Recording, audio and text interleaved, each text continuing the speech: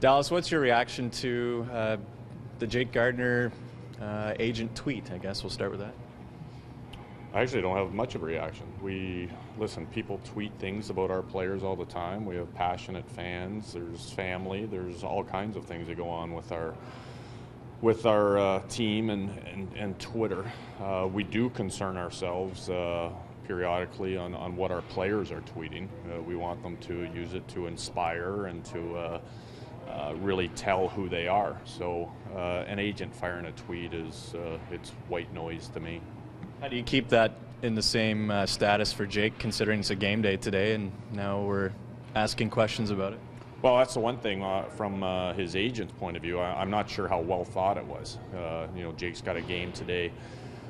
Him and I have a plan in place on how we're trying to get him back to the NHL, and part of the plan is for him to be the best player on the ice every day, and to do that you have to be mentally free of everything and just be worrying about the game. So we've got a little bit of noise going on, but I just said to Jake in there today, I go, you know what, this is great. The only good thing about this is it's awesome for your development again. In this market, you are going to have to answer questions, and a lot of times it's going to have to be about your game, and you need to go out and face the media. And today you're going to have to go out and face it because your agent tweeted something, which is an interesting thing, because in a lot of other hockey markets, they wouldn't even have read it, they wouldn't have cared about it. But in this passionate market that we're in, it is an important issue, and Jake will come out and cut his teeth again with a little bit of media prep. That said, even if there was no tweet after the Leafs losing 3 in a row, giving up 5 last night, defense looking sloppy, I think there would have been a whole lot of attention on Jake Gardiner today, no matter what. Well, there's been attention on Jake for a number of weeks now. And he's been playing well, and our organization has gotten better, and he's a young player, so he's caught in a roster thing right now, and yeah, I don't disagree with you, Steve. Like, would there be some people here today? But I can guarantee you there wouldn't be all of this without the tweet. So where is he? How do you assess where he is in that plan that you two have put together? How is his game right now? His game is very good.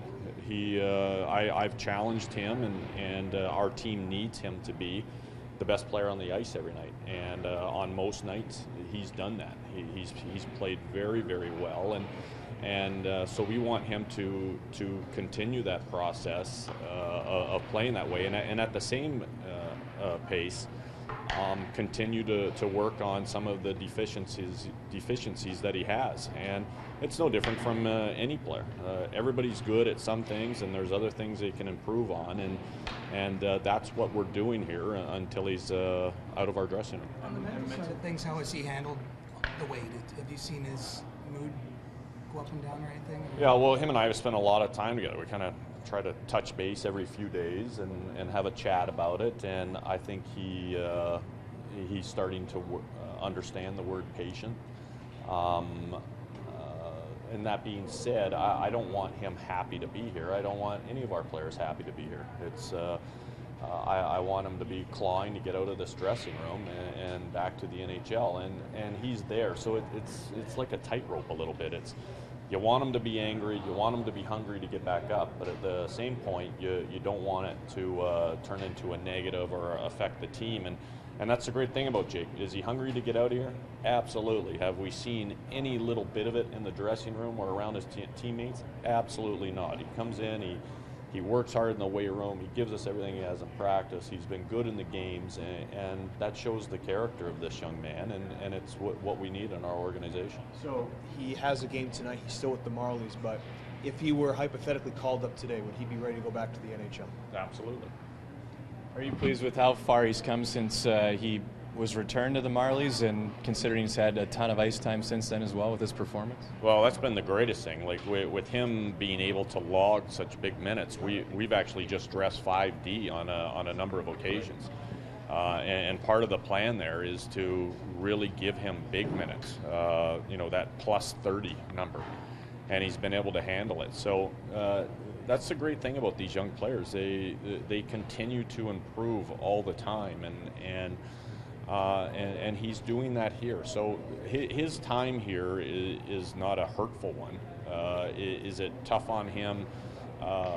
Maybe playing here and not being with the team that he played with last year? Well, yes, but he went through a great playoff run with this team. He was part of this team early on, so he kind of has two teams. It's not like this is a foreign area to him.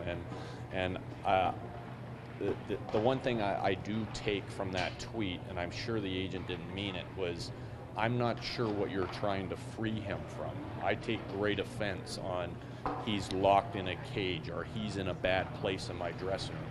He is in a great place in my dressing room. You said he's ready now for the NHL. How long do you think he has been ready to go back up? Well, geez, it's hard to say. Like he came back. He had been out for a long time with that concussion. We got him back up to speed fitness wise. So over the last probably couple weeks or so, I'd say I wouldn't have been cringing if they would have called and said, "Hey, listen, we'd like to call him back up. What do you think?"